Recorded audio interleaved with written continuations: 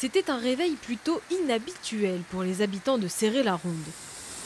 Aux alentours de 7h30, le bourg s'est retrouvé immergé, les deux petits cours d'eau traversant le village sous montée de plusieurs dizaines de centimètres.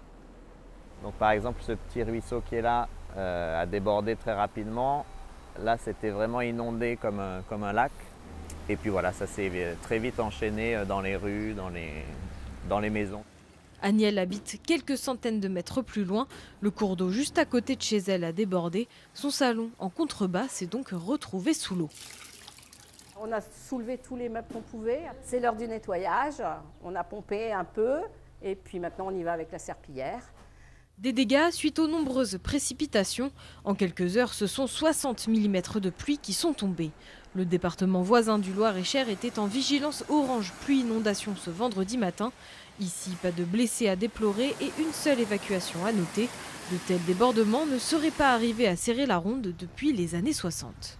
On a eu une brusque montée des eaux, des éboulements de talus.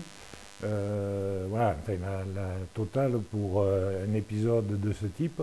On se propose quand même de faire une demande de catastrophe naturelle. De nombreuses routes ont également été inondées et quelques évacuations ont eu lieu dans le village voisin à Épegné-les-Bois.